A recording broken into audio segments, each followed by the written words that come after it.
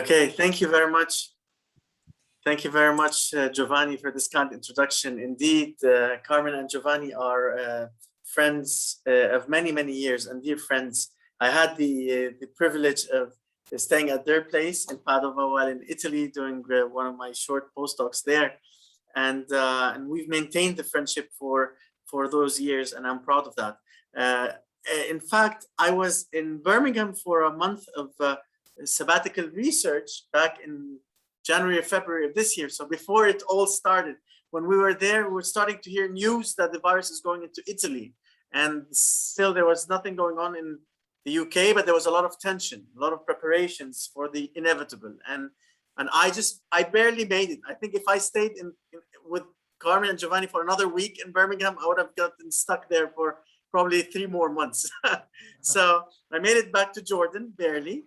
And this is where we started working quite in details about the COVID-19 pandemic. And during that time, I got the privilege of meeting many people at the University of Birmingham, including Jeff Brown, who is an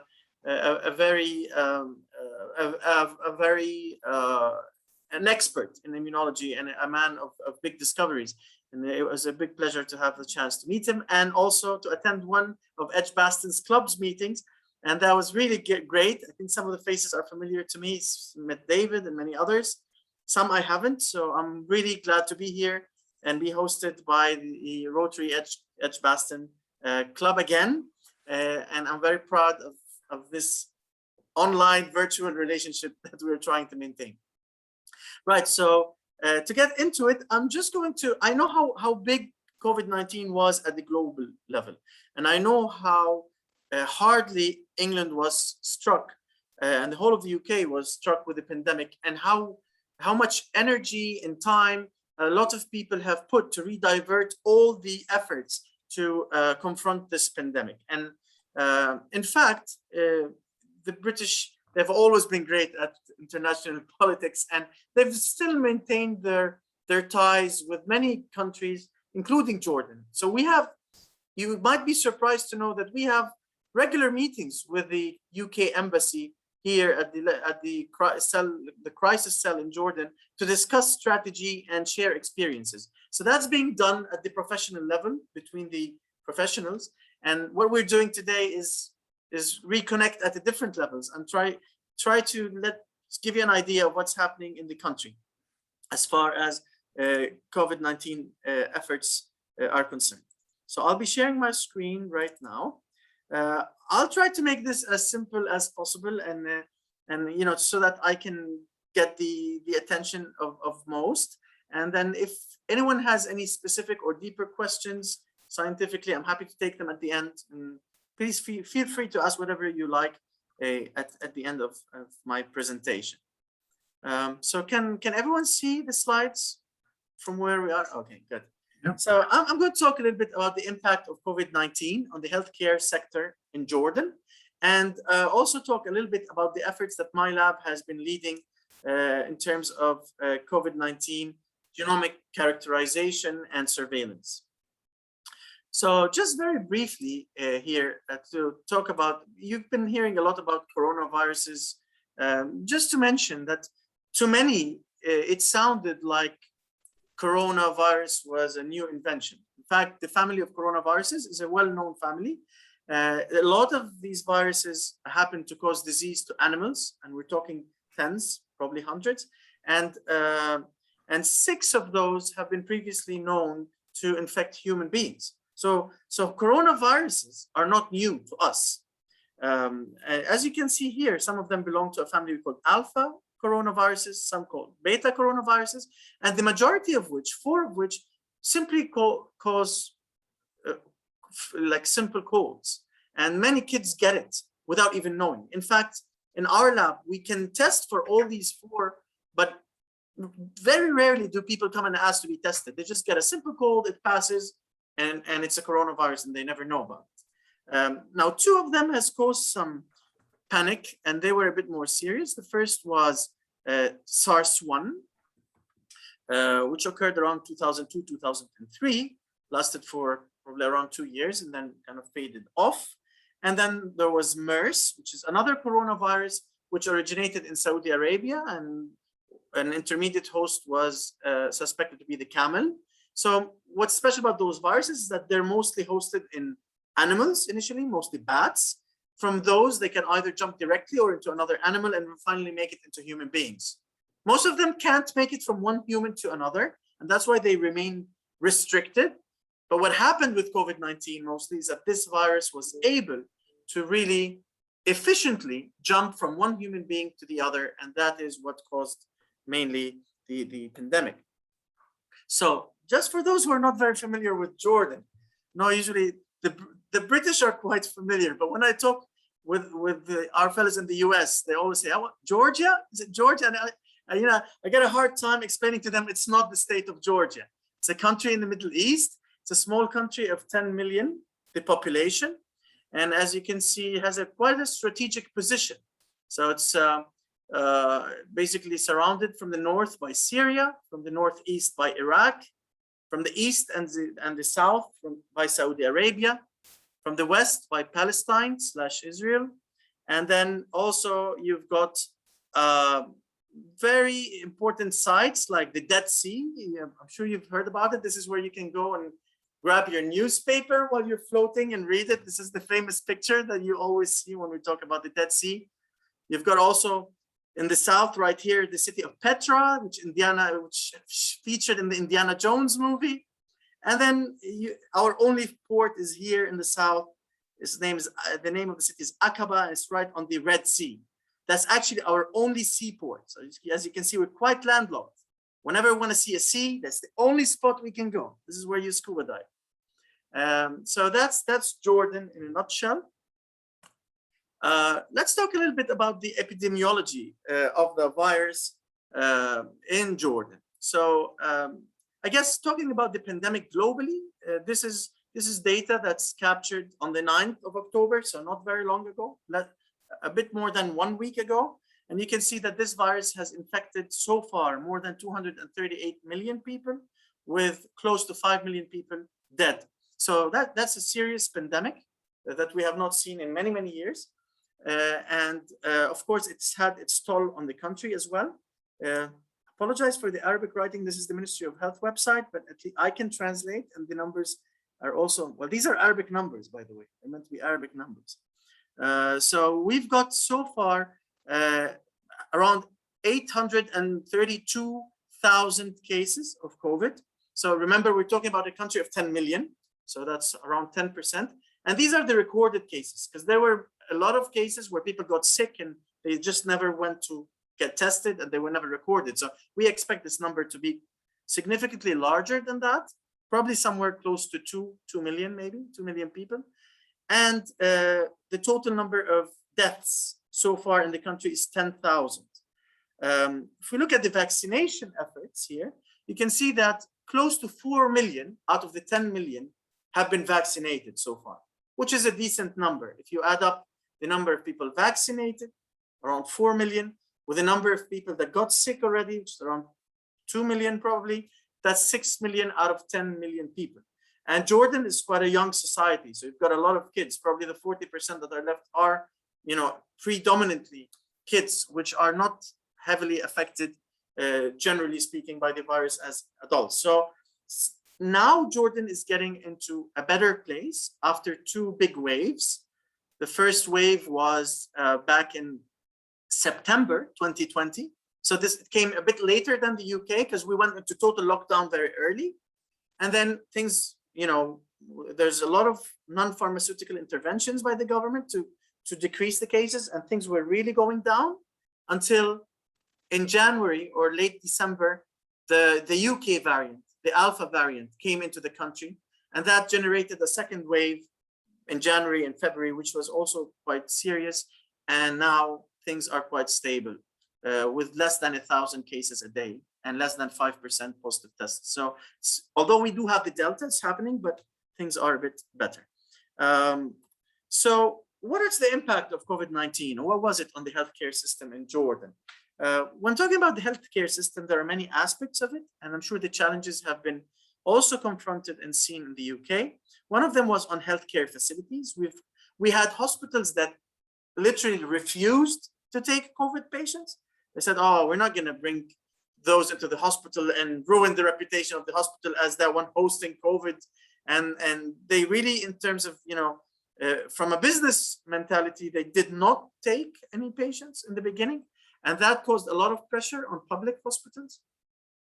In fact, in a way, that did cause a problem, but in another way, it did create an opportunity, because there were a lot of field hospitals that were starting to happen and to be constructed. And Jordan built its experience in that aspect very nicely during the pandemic. And also house care improved a lot during that time. A lot of people started resorting to treating patients with mild to moderate symptoms at home. And that equipping the home, the care that was being provided improved tremendously during the last year and a half. Health insurance was a big issue in the country because many companies, health insurance companies refused to cover the expenses of treating COVID patients. And that was quite serious because it was costing a lot of money to get people treated. And I know of people that had to pay between 5,000 and 10,000 pounds to stay for 5 days or 7 days in a hotel, in a hospital, and get well, it does sound like a 5-star hotel, doesn't it?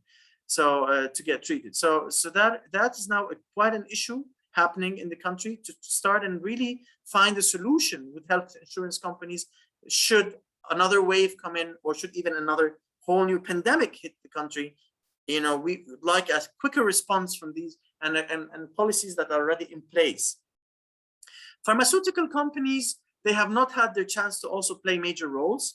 In countries like the UK, for example, we've got companies like AstraZeneca, University of Oxford, that were heavily involved in creating a vaccine. Nothing of that sort in Jordan, unfortunately. So they've been really trying just to monitor for drugs that could be used to treat. A lot of fake news came about many drugs. So that also was not so good, because many people started advertising for those drugs, like the malaria drug, hydroxychloroquine, for example, and people started to try and jump on that, while eventually it was shown that they're not helpful in treating the disease. So we're hoping for also a more responsible role for the pharmaceutical industry in promoting for the right medications and in setting grounds for the ability to start producing some vaccines locally in the country, as opposed to being dependent on importing them fully. Health information technology. I think one of the things that this pandemic taught us is how important IT is in trying to fight this pandemic. And in fact, we've witnessed the evolution of the IT services as far as COVID efforts are concerned. Initially, the Ministry of Health was collecting numbers by phone and by WhatsApp groups, which was very unprofessional, and it led to a lot of false records and mistakes. And now, given the time that has passed, money and efforts were put in that direction, and most labs are now directly connected to the Ministry of Health, and their numbers are directly transferred, which makes things much, much better in terms of transferring this data and in terms of collecting this data and using it for research and to generate reports that you can build on to fight the pandemic. Diagnostics has been a big chunk, and mainly laboratories that have been involved in doing PCR testing early on for COVID patients. And Biolab, the laboratories that I work at, have been one of the pioneers that have started very early on doing that and supporting the government. And I'll talk more about that during my presentation. So as you all know, now we live in a world of variants of concerns, or VOCs. Initially, we're saying there's COVID-19 coming from Wuhan, China. And then all of a sudden, oh, it's actually changing. Yeah, well, it's expected. By all viruses change, and they do drift, and they do generate those kind of lineages. But I guess the attention that those variants got were mostly based on some observations. The most important of which are those viruses being able to either pass from one person to another more quickly. So we call it more transmissible, right? So if one virus can originally infect 2 people, then we've got a variant that could do 3 or affect 3 or 4 people, and that could be serious. Or the other thing that could qualify a virus to become a variant of concern is its ability to escape the immune response. And by escaping the immune response, we either mean a person who's already been infected, so he's got some sort of an immunity against the virus, so he's feeling good about that and saying, okay, I survived, now I'm untouchable. Well, those variants of course say, you can be touchable, and I could get through, and we actually call them breakthrough infections. The other scenario is people that have received the vaccine and they're all happy and excited about it, and they say, okay, now I can throw off the mask and I can go back to to the pub and have my beers. They found out that, okay, not so early, because also with vaccines, those variants of concern, some of them are developing the ability to escape those immune mechanisms and cause disease again, albeit not as severe in most cases, which is good news. So far, even for those getting reinfected, it's not as bad as if you're not vaccinated or if you don't have antibodies, but they remain of concern. The most famous of these guys were the Alpha, which was first reported in the UK, as you all know. So famous as the UK variant until finally they decided, okay, no more countries. We're just going to give them Greek names, and became called the Alpha. The Beta, previously known as the South African variant. The Gamma, previously known as the Brazilian variant, and the Delta, previously known as the Indian variant, and which is now the one that's actually taking over many countries across the world, including the UK, if I'm not mistaken, and definitely Jordan. Right, so just a quick look at the timeline, how things evolved in terms of our efforts to explore COVID-19 and fight it. As you all know, December 2019 was when the first COVID-19 case was reported in China. A bit later, early March, 2nd of March, the first case was reported in Jordan. Actually, it was a guy who was visiting Italy for 2 weeks and then came back to the country. And this was the first reported case. During that time, Biolab was starting to take action. From the moment we heard things are happening in China, and said, okay, let's invest in personal protective equipment. Let's buy more. Let's explore if there are any PCR tests that are being developed. Let's get them into place. So we started doing our exercise. And in fact, soon after the first case of COVID was discovered in Jordan, on the 2nd of March, on the 14th of March, Biolab could isolate the first case in its laboratories. And then this is where we started communicating with Professor Christian Andersen. This is a guy, a very famous epidemiologist, genetic epidemiologist, who is in San Diego, in the Scripps Institute. And we asked him whether he would be interested to sequence some of the viruses that we isolate in the country, so that this will give us a jump start to understand how it entered the country, from which countries it's happening, and basically try and track it inside the country as well. And by sequencing, what I mean is just basically unraveling the genetic code. Each organism has got a genetic code that is made of 4 letters, A, G, C, and T. Imagine the alphabet of DNA is 4 letters. And the number of those letters and the order of those letters tell a certain story to the body that will produce the proteins, whatever makes you up, right? So to understand what a virus is about, it's got 30,000 of those letters in its genome. And what we do is literally read them out. We get a file that's got 30,000 letters in there that describe the story of this virus. And based on those letters, we're able to say, okay, this is an alpha or a beta or a gamma, and learn also much more information. So we talked to the Christian Andersen lab in early March, and soon after, Jordan declared the state of emergency, where we went into a total lockdown. In April 2020, we managed to publish the first sequence of COVID-19 from Jordan with the help of the Scripps Institute. So as you can see, this was the time where we were just collecting samples and shipping them to San Diego. They were doing that part, which we did have the machines, but they were not active. So we did not want to waste time trying to get things working. I said, let's send it out there, get the data coming while we try and get our sequencers to work. And that's what we did. So between April 2020 and February 2021, we sequenced close to 600 viruses with the help of the Scripps Institute and Professor Andersen's lab, of which was the first report of the Alpha OB11 strain in the country. Now, early February, this is where we got our machines to work. We validated our work with them and they were happy with our work. They said, you're doing things well. You can start doing your own sequences. And in fact, at that time, the Americans were getting really overwhelmed with a second wave. And they were also sequencing for Mexico and other nearby countries. So we were on our own technically as far as sequencing is concerned. And we managed between February and May 2021 to generate around 40 sequences in-house at Biolab. And that's when I talked to Professor Anderson and said, listen, we have a proof of concept that we are able to sequence in this country, but we don't have the funds to do it, at least as far as our lab is concerned. We're a private lab and we don't have this kind of money. It's expensive to sequence viruses. The UK has been doing a very good job sequencing. I think it's ranked 1 in the world in the amount of viruses that it's sequencing. That has not been the case here.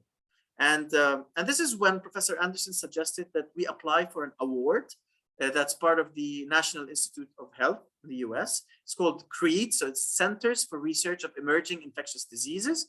And we did apply, and there were 36 applications out there. Only 6 got that grant, and one of them was our application. So it was a successful application. We received around $150,000. Not a bad amount. We were meant to use it to sequence around 500 new viruses for the 2021 year, and also to train our staff. So if we look at the main objectives of this award, we had 2 aims. The first was to develop a SARS-CoV-2 surveillance system for the country by sequencing at least 500 viruses and performing analyses on those. And the second aim, which is equally important, if not important, to develop a training platform for in-country sequencing capacity. And this is where we decided we're gonna try and equip local scientists with the technical and bioinformatics skill set to analyze and share COVID-19 sequencing data. So this is the kind of stuff we're generating right now. Family trees for the virus.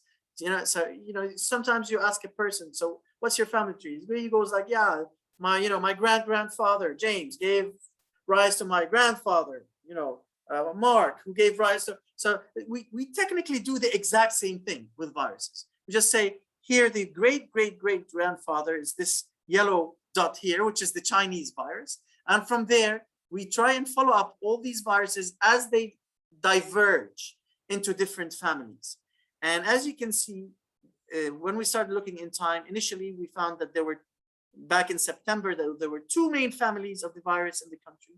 One of them had a mutation that was very specific for Jordan, actually, and another one. And then all of a sudden, January, we got the alpha coming, mostly from the UK, and that took over and was responsible for the second wave, as you can see here. And later on, we could detect the beta, the gamma, and finally, most of the viruses that we see in the country now are delta. So that's what we're trying to do, generate those trees, share them with the scientific communities and with the government, with the decision makers, so that they can try and take as much informed decisions as possible to confront this pandemic. The data from this part of the world is pretty lacking compared to other places. So we're very happy to throw in those sequences. And I can proudly say that since the beginning of our work, where there was 0 sequences from Jordan, we have now close to 833 sequences from the country. And that we've stimulated other labs to also start sequencing and putting more information on the web. So it's not us alone carrying the burden anymore. And there are other people that are jumping in. This number is very humble compared to what other countries like the UK is doing. But, again, a journey of 1,000 miles starts with a step. So finally, I'd like to thank a big number of people in Biolab and in Jordan, the Jordan team, for all the hard work they've been doing in the last year, the Thermo Fisher team, which is the team that's providing us with the machines and the reagents, and also a big team that is dedicated to the Jordanian project at the Anderson Lab in San Diego, from Professor Christian Anderson Lab. And I do hope that we will manage to maintain this collaboration and also increase it and spread it to collaborations with other groups, because this virus has proven to us that it knows no borders. Thank you very much for your kind listening, and I'm very happy to take any questions.